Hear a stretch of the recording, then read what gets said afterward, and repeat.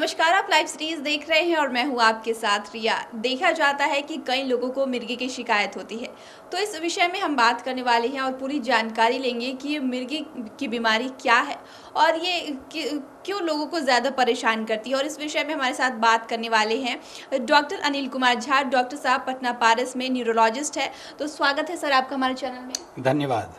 आप बताइए कि आजकल लोगों में जो देखा जाता है कि मिर्गी की जो दौरे पड़ते हैं, ये क्यों होते हैं? देखिए, मिर्गी हर उम्र में होती है, बट जो एक्सट्रीम्स ऑफ एज है उसमें ज़्यादा होती है। यानी बच्चों में भी हो सकती है, एडल्ट में भी हो सकती है, एल्डरली पॉपुलेशन में भी हो सकती है, और सारे ग्रुप में जो मिर्गी के कारण हैं वो अलग अलग हैं। लेकिन अगर हम मुख्य रूप से देखें कि जो हम ज़्यादातर पेशेंट्स देखते हैं एपिलेप्सी के, तो हमारे कंट्री में वो कौन कौन से ऐसे फैक्टर्स हैं जिसमें एपिलेप्सी ज़्यादा होती है। तो एक जो मुख्य ग्रुप है वो तो उसमें है कि भाई ब्रेन में कोई जो क्यों होती है, ब्रेन में एबनॉर्मल जो करंट आ जाए किसी भी वजह से, तो वो मिर्गी का रूप ले सकते हैं। तो कभी ब्रेन में कोई संरचनागत दोष आ जाए, या ब्रेन में कोई जैसे कीड़ा जो भी मुख्य कारण है न्यूरोसिस्टिस सर्कोसिस, या ब्रेन में ट्यूबरकुलोमा हो जाए जो इन्फेक्टिव कॉजेज़ है हमारे कंट्री में। कई बार आप देखेंगे कि किसी का शुगर कम हो गया, किसी का नमक कम हो गया, यानी शुगर हाइपोग्लाइसीमिया जिसको कहते हैं, हाइपोनेट्रीमिया किसको कहते हैं, ये बड़ा ही कॉमन है। और कई दफ़ा जो एल्डरली ग्रुप होते हैं उसमें जैसे कोई स्ट्रोक सीरियस बीमारी हो गई, वो भी सीजर्स को लेकर के प्रेजेंट करते हैं। यंग पॉपुलेशन में जो सब्सटेंस अब्यूज़ है, अल्कोहल अब्यूज़ है और कुछ विशेष ड्रग्स हैं, उनके चलते भी सीजर्स हो सकते हैं। तो इससे आप ये समझ रहे हैं कि कुछ ऐसे सीजर्स हैं जो कि कुछ सिचुएशनल एपिलेप्सीज है, या जो कुछ टॉक्सिक सब्सटेंसेस या ड्रग्स हैं, या जो मेटाबॉलिक प्रोफाइल चेंज होती है उसकी वजह से हो सकता है। तो उसको तो हम काफ़ी हद तक कंट्रोल कर सकते हैं। और कुछ एपिलेप्सीज जो होती है वो जेनेटिकली लिंक्ड होती हैं, जिसमें कि आपका बहुत कंट्रोल उसमें नहीं रहता। बट अभी जो मॉडर्न मेडिसिन है, मॉडर्न न्यूरोलॉजी में कई सारे जेनेटिक्स पे रिसर्च हो रहा है और उस पर ये पकड़ने का प्रयास किया जा रहा है कि कौन सी बीमारी किस जीन से जुड़ी हुई है। तो एपिलेप्सी में जेनेटिक्स का बहुत इंपॉर्टेंट रोल है। इवन दवाइयों के बारे में जब हम बात करते हैं एपिलेप्सी में, उसमें भी हम देखते हैं कि जेनेटिक्स का बहुत रोल है। एक पर्टिकुलर दवाई किसी मरीज को बहुत फ़ायदा करेगा, दूसरे को उसी तरह के एपिलेप्सी में दूसरी दवाई फ़ायदा करे। तो इसीलिए उसमें जेनेटिक फैक्टर्स भी एपिलेप्सी में बड़ा ही इंपॉर्टेंट है। बात करें कि किसी को बार बार मिर्गी के दौरे पड़ने लगते हैं, देखा जाता है वो थोड़ी सी टेंशन लेते हैं कि वो बार बार इसकी चपेट में आने लगते, बार बार उन्हें ये दौरा पड़ने लगता है। तो इसके पीछे का क्या कारण है? देखिए, जो आपने कहा कि बार बार टेंशन लेने से आ जाते हैं, तो उसमें हम लोग कई बार ऐसा भी देखते हैं जिसको आप वस्तुतः मिर्गी समझ रहे हैं वो मिर्गी है ही नहीं। वो उसको हम लोग कहते हैं NEAD, या कई लोग PNES भी कहते हैं, यानी कि नॉन एपिलेप्टिक अटैक डिसऑर्डर, कि वो एपिलेप्सी नहीं है, एपिलेप्सी के जैसा है। तो लग रहा है वो मिर्गी, लेकिन वस्तुतः वो मिर्गी नहीं है। खास करके यंग पॉपुलेशंस में हम लोग देखते हैं कि बार बार मिर्गी के दौरे, खास तब हम लोग शक भी ज़्यादा कर लेते हैं कि एक दिन में कई दफ़ा आ रहे हैं दौरे। फिर हम लोग आजकल और सुविधा हो गई है तो कहते हैं मोबाइल में अपना वीडियो बना के लाइए, तो उसको देखते हैं तो उसमें कुछ लक्षण ऐसे हो जाते हैं जिसमें हम लोग ये पकड़ लेते हैं कि ये वस्तुतः मिर्गी है या नहीं। हाँ, कुछ मिर्गी ऐसे ज़रूर होते हैं जो साधारणतः अगर आप एक दवाई दे या इवन 2 दवाई भी दे तो उनका कंट्रोल बहुत अच्छा नहीं होता। तो वैसे पेशेंट्स को हम लोग रिफ्रैक्टरी एपिलेप्सी कहते हैं, और कई डिफ़िकल्ट टू कंट्रोल एपिलेप्सी कहते हैं।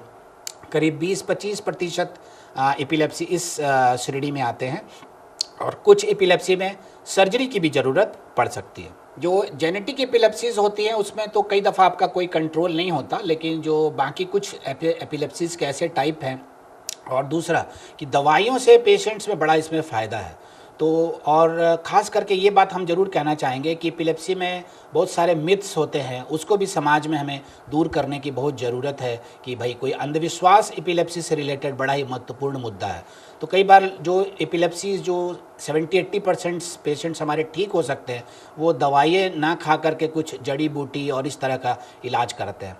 तो इस बारे पर हम ज़रूर कहना चाहेंगे कि अगर सही तरीके से डायग्नोसिस हो और सही दवाइयों का प्रयोग हो तो लगभग 70 से 80% जो एपिलेप्सी के पेशेंट्स हैं वो बहुत ही अच्छा इलाज से ठीक हो जाते हैं। और अभी मॉडर्न मेडिसिन में बहुत सारी अच्छी जांच है, CT स्कैन है, MRI है। खास करके एपिलेप्सी प्रोटोकॉल भी हम लोग करते हैं, जिसमें कुछ विशेष एपिलेप्सीज़ के टाइप को हम लोग पकड़ लेते हैं और कोई सूक्ष्म सूक्ष्म जो चेंजेस रहती हैं ब्रेन के अंदर उसको भी पकड़ते हैं।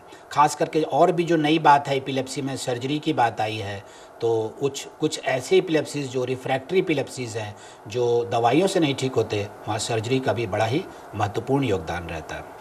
अगर बार बार जो जैसे बात हम कर रहे थे मिर्गी के बारे में, तो अगर किसी को मिर्गी आया है तो वो तुरंत घर पर क्या कर सकता है? जी, जो हमें क्या नहीं करना चाहिए मिर्गी में ये बहुत ज़रूरी है, और कुछ बातें क्या करनी चाहिए।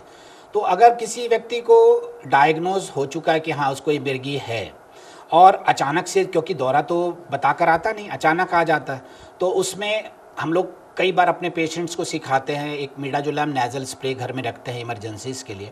और जो ज़रूरी बात है ये कि कपड़े जो है गर्दन के आसपास के उसको ढीले करने के लिए कहते हैं।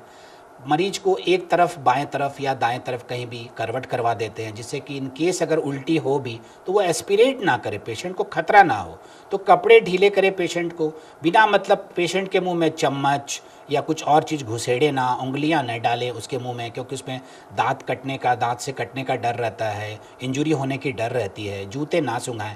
तो इस तरह की जो बातें हैं वो ना करें, और उसको जल्द से जल्द जो है अपने नज़दीक जो भी डॉक्टर है या उपचार के स्थान पर वहाँ ले जाएं।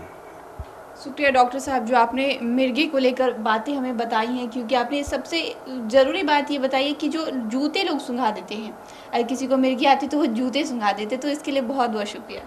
धन्यवाद। हाँ, अंधविश्वास को तोड़ने में हम अगर कुछ सहयोग कर सके समाज में तो बहुत अच्छी बात होगी, क्योंकि उसी से जो है इलाज में चेंजेस जो है सोसाइटी में संभव है। तो आप डॉक्टर अनिल कुमार झा को सुन रहे थे, जिन्होंने इतनी सारी जानकारी हमारे साथ साझा की है और मिर्गी के बारे में बताया, और साथ ही ये भी बताया कि जब घर पे किसी को मिर्गी आती है तो देखा जाता है कि लोग जूते सुंघाने लगते हैं, तो ऐसा बिल्कुल भी ना करें, ये बहुत ही गलत बात है।